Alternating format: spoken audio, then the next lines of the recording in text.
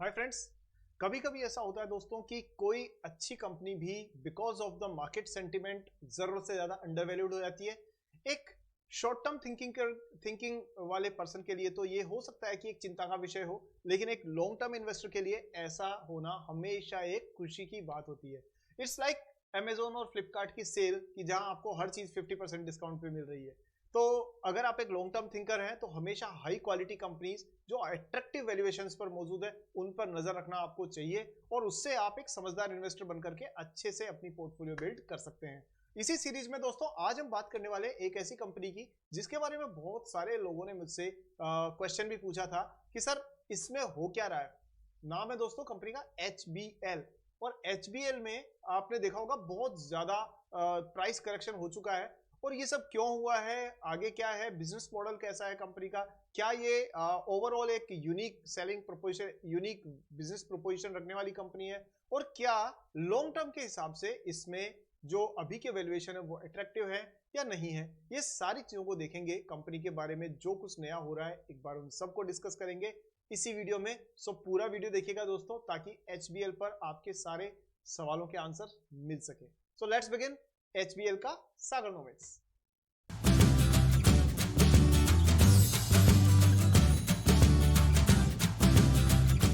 So video शुरू करते हैं दोस्तों, और आगे बढ़ने से पहले मेरी आपसे रिक्वेस्ट है वीडियो को अभी से लाइक कर दीजिए क्योंकि बाद में भूल जाएंगे आप लोग, और चैनल को सब्सक्राइब करके बेल आइकन को ऑन कीजिए क्योंकि रिसर्च बेस्ड वीडियोस मैं आपके लिए इस चैनल पे लाता रहता हूं।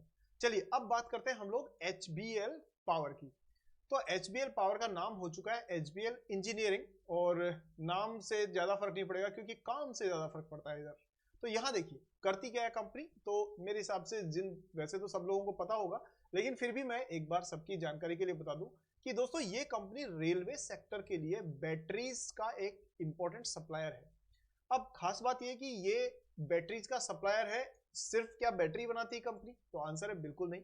इसके अलावा इन्होंने बहुत सारे जो एडिशनल प्रोजेक्ट्स है वो भी पूरे किए हैं। जैसे अगर हम बात करें 1983 में कंपनी शुरू हुई थी HBL पावर सिस्टम के नाम से, और ये सेकंड ग्लोबली रैंक्ड है इंडस्ट्रियल निकल बैटरी सेगमेंट में। मतलब दुनिया में दूसरे नंबर की कंपनी है निकल बैटरीज बनाने में, और थर्ड नंबर पे है ये VRLA लेड बैटरी सेगमेंट में। लेड बैटरीज वही जिसमें वो शीशा लगता है, मतलब जो बड़ी बैटरीज हैवी बैटरीज होती है। तो थर्ड नंबर पे ये उन बैटरीज में, यानी वर्ल्ड की लीडिंग बैटरी कंपनीज है। और याद रखिएगा इस पूरी लिस्ट में चाइना की कंपनीज भी मौजूद है। तो सोचिए कि HBL उनसे भी ज्यादा अच्छी रैंक पर मौजूद है। तो ये एक प्लस पॉइंट है। कंपनी का पैसा कहां से आता है, कंपनी करती क्या है, तो देखिए एक चीज मैं आपको बता दूं, जब भी कभी किसी स्टॉक के बारे में एनालिसिस करें या आप जब भी किसी स्टॉक के बारे में आप जानना चाहें तो पहली चीज होनी चाहिए दोस्तों, आपको उस कंपनी के बारे में पता होना चाहिए कि कंपनी करती क्या है। जब तक बिजनेस में ये चार चीजें पता नहीं होगी कि कंपनी का बिजनेस क्या है, कंपनी का पैसा कहां से आता है, कंपनी का खर्चा कहां होता है, और कंपनी ने शेयर होल्डर्स में क्या वैल्यू ऐड की है, जब तक ये नहीं पता हो तब तक आपको ऐसे जगह से थोड़ा सा डिस्टेंस रखना समझदारी की बात होती है। तो इसलिए हमेशा पहले बिजनेस मॉडल उसके बाद फाइनेंशियल्स, और इसी को कहते हैं qualitative analysis followed by quantitative analysis. हमेशा लोग क्या करते हैं, क्वांटिटेटिव एनालिसिस से शुरू करते हैं कि इतना प्राइस गिर गई, इतना फलाना हो गया। अगर उस चक्कर में पड़ेंगे नहीं तो कई बार क्या होता है कि वो गिरता ही जाता है फिर। तो हमेशा क्वालिटी ऑफ बिजनेस को सोचना बहुत इंपॉर्टेंट होता है। तो यहां पर हमने देखा कंपनी क्या करती है, कंपनी बनाती है बैटरीज, और बैटरीज में भी खास तौर पे वो बैटरीज जो कि रेलवेज में या बड़े प्रोजेक्ट्स में यूज होती है। 64% बिजनेस इनका आता है बैटरीज से, जबकि पहले ये 74% आता था। देख रहे हैं पिछले 2 साल में कंपनी का जो बिजनेस है बैटरी से वो 10% कम हुआ है। यानी अब ये 10% कहां चला गया, अब ये 10% इन्होंने दूसरी जगह पे शिफ्ट किया है। कहां पर, तो ये रहा आंसर कि अब ये 13% जो है, पहले इनका जो बिजनेस आता था वो आता था डिफेंस एंड एविएशन सेक्टर से, रक्षा विभाग वहां से, डिफेंस सेक्टर से। लेकिन अब वो बढ़कर के हो गया 18%, यानी कि पहले के मुकाबले में ये डिफेंस को ज्यादा अच्छी बैटरी सप्लाई कर रहे हैं। तो उसमें क्या क्या होती है आपकी, ग्रेनेड्स, आर्टिलरी शेल्स हो गई, rockets, missiles, air dropped bombs and other voice and data communication systems, armoured vehicle like battle tanks and others. तो जहां जहां भी बैटरी की जरूरत पड़ती है वहां पर HBL अपनी बैटरीज को सप्लाई के तौर पे डिफेंस सेक्टर को दे रही है। क्योंकि डिफेंस सेक्टर एक ग्रोइंग सेक्टर है तो इस कंपनी का फोकस भी इस चीज पर है। अब आप ये कहेंगे कि सर पिछले कुछ महीनों से तो डिफेंस ने अच्छा किया ही नहीं, तो यार एक बात बताओ, ये सारी जिंदगी क्या पिछले कुछ महीनों में निकलनी है क्या? आप ये तो सोचो, जब आप 10 साल का व्यू लेके चल रहे हो तो 10 दिन में क्यों टेंशन में आते हो? ये तो चलता रहेगा, ये ऊपर नीचे उतार चढ़ाव। आपूर्य माणम अचरत प्रविष्टम समुद्र मापम प्रविशन्ति यद्वत् तद्वत् कामान प्रविशन्ति सर्वे सशांति मापनोति न काम कामी। यानी कि ये समुद्र में गिरने वाली नदियों की तरह से ये उछाल तो होता रहेगा, लेकिन जो समुद्र है वो हमेशा शांत रहता है। नदियां कितनी भी गिरे उसमें उसका बैलेंस डिस्टर्ब नहीं होता, और इसीलिए एक इन्वेस्टर को भी इन सारी चीजों से विचलित नहीं होना चाहिए और लॉन्ग टर्म गोल पे फोकस रखना चाहिए। अब बात करते हैं कि फिर कहां और बढ़ा, तो यहां पर आप देखेंगे इलेक्ट्रॉनिक्स में भी कंपनी ने अपनी जगह बढ़ाई है। 10% से की जगह पे 17% इलेक्ट्रॉनिक्स, जो रेलवे इलेक्ट्रॉनिक्स है उसमें इन्होंने रेवेन्यू कमाना शुरू किया। यानी सिर्फ बैटरीज पर फोकस नहीं है, बैटरीज के अलावा भी इन्होंने अपने बिजनेस को ग्रो किया है। इसके अलावा दोस्तों जो कवच सिस्टम होता है, जो होता है ना कि दो ट्रेन आपस में टकराए नहीं, उसके लिए जो एक कवच सिस्टम डेवलप किया है रेलवे मिनिस्ट्री ने, वहां पर भी HBL का बहुत बड़ा रोल है, क्योंकि ये उसमें की डेवलपर है उस सिस्टम का। ट्रेन मैनेजमेंट सिस्टम हुआ, इलेक्ट्रॉनिक मोबिलिटी, ये सब तो है ही। बिजनेस कहां से आता है? 87% हिंदुस्तान से आता है, पहले आता था 80%, अब बढ़ गया है, यानी इंडिया से ज्यादा आ रहा है। और 13% एक्सपोर्ट से, जबकि पहले एक्सपोर्ट से आता था 20%। अब एक इंटरेस्टिंग चीज पर नजर डालते हैं, आगे और भी बहुत सारी चीजें, एक बार जरा एक चीज को देखें। अब यहां ये ध्यान दीजिए कि हमारे देश में पिछले साल भर से लगभग जो गवर्नमेंट की केपेक्स है, यानी गवर्नमेंट जो प्रोजेक्ट्स के ऊपर रेलवेज पे और सिविल एविएशन पे, हाईवेज पे, उस पे जितना खर्च उसे करना चाहिए था उतना नहीं किया उन्होंने, because of elections, because of so many other things, monsoon वो सारा। लेकिन अब वो टाइम आ गया कि गवर्नमेंट के पास में सारी टेंशन खत्म, पॉलिटिकल स्टेबिलिटी भी है और अब अपॉर्चुनिटी भी है। तो जैसे ही गवर्नमेंट स्पेंड करना शुरू करती है तो HBL जैसी कंपनीज को उसका फायदा जरूर मिलता है, क्योंकि ये रेलवे सेक्टर को कंट्रीब्यूट करती है, और रेलवे सेक्टर ट्रांसपोर्टेशन में इंडिया का सबसे बड़ा सेक्टर है और सबसे कॉस्ट इफेक्टिव सेक्टर भी वही है, क्योंकि वो चलता है नॉन फॉसिल फ्यूल्स पर, यानी कि ट्रेन चलती है इलेक्ट्रिसिटी से, जबकि बाकी ट्रक और एविएशन, हवाई जहाज और ये सब चलते हैं डीजल, पेट्रोल, इन सारी चीजों से।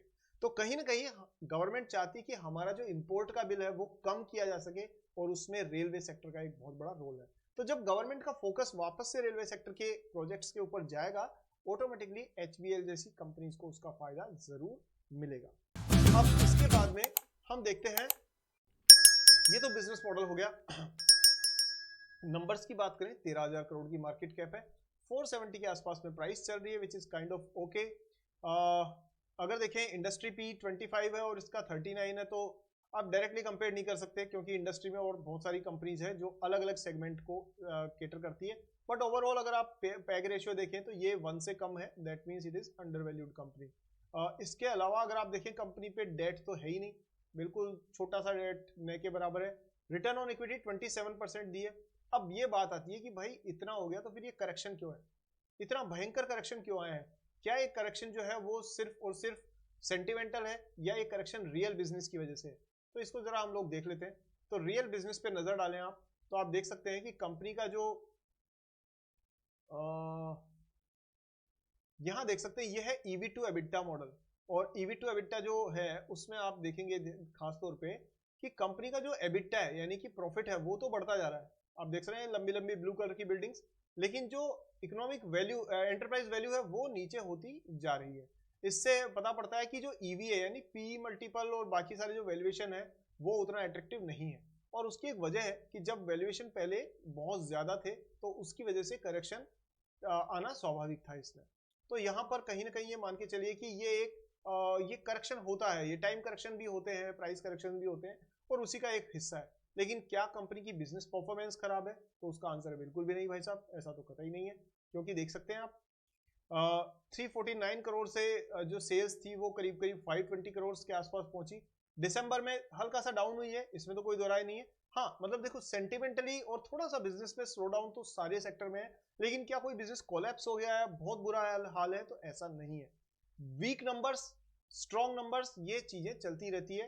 पर कंपनी के बिजनेस में देखिए अच्छी बात क्या है कि they are still maintaining their margin and it is growing it.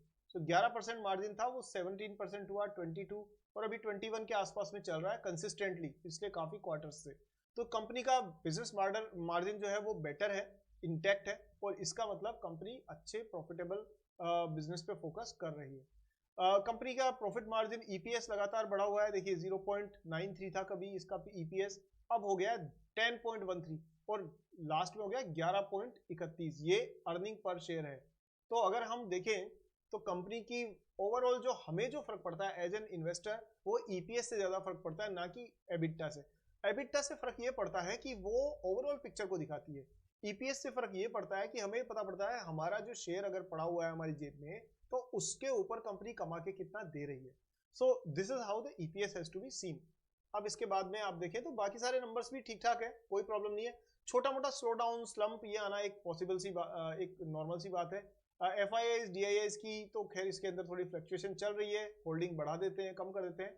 But अगर आप ये देखें, अब देखिए मैं आपको कुछ अच्छी और खराब सारी तरीके की खबरें दिखाता हूं इसकी।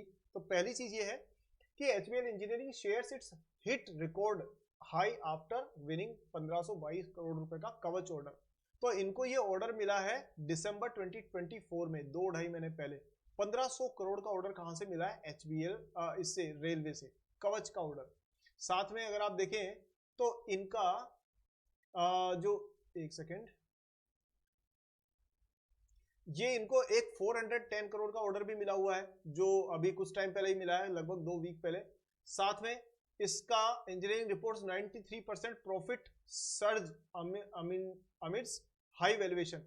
तो कुल मिलाकर के प्रॉफिट में और इसमें बाकी सारी चीजों में ऐसा ज्यादा चिंता नहीं है, लेकिन इनकी वैल्यूएशन की प्रॉब्लम है। और यहां पर भी यही देख सकते हैं आप 18 फरवरी को जो आया है कि HBL engineering faces financial setback amid elevated valuation concerns. तो एक बात पक्की है कि वैल्यूएशन जब ज्यादा होगी तो कहीं ना कहीं कंपनी की प्राइस के ऊपर तो प्रेशर आएगा, लेकिन जैसे ही वैल्यूएशंस करेक्ट होकर के एक सही रेंज में आ जाती है तो वहां के बाद में उसमें ग्रोथ आना भी स्वाभाविक है। सो दोस्तों, अब आप समझ गए होंगे कि HBL as a company for a long term investor किस तरीके की पोटेंशियल को रखती है। और आपका कोई फिर भी सवाल है तो मुझे कमेंट सेक्शन में जरूर पूछिए। कैसा लगा वीडियो मुझे जरूर बताइए। मैं कोशिश करता हूं इजी लैंग्वेज में आपको transparently authentic information zero cost per available करवाता रहूं, और इसके लिए आपके सहयोग की जरूरत बहुत ज्यादा है, और आपका सहयोग होगा लाइक एंड शेयर करके। तो लाइक जरूर करिए, हर वीडियो को शेयर जरूर करिए, ताकि अच्छी इंफॉर्मेशन आपके दोस्तों तक पहुंच सके। और आलतू फालतू की रील्स भेजने से अच्छा है कुछ काम की जानकारी भेजिए, उनको भी फायदा होगा और वो दिल से आपको थैंक्स कहेंगे उनकी हेल्प करने के लिए। सो दोस्तों, इसी के साथ आज की वीडियो को खत्म करते हैं। अगले वीडियो में जल्दी मिलते हैं, और आपसे रिक्वेस्ट है चैनल सब्सक्राइब नहीं किया तो अभी कीजिए, बेल आइकन को ऑन कीजिए, और मैं मिलता हूं आपसे नेक्स्ट वीडियो में। उससे पहले ये बता दूं कि ये पर्सनल मेरी ओपिनियन है, मेरा एनालिसिस है, और इसमें कोई तरीके की कोई रिकमेंडेशन नहीं है। This is just my personal opinion. आप अपना होमवर्क करके अपनी डिसीजन अपने हिसाब से किसी फाइनेंशियल एडवाइजर से डिस्कस करके लीजिएगा। चलिए दोस्तों, मिलते हैं नेक्स्ट वीडियो में। जय हिंद।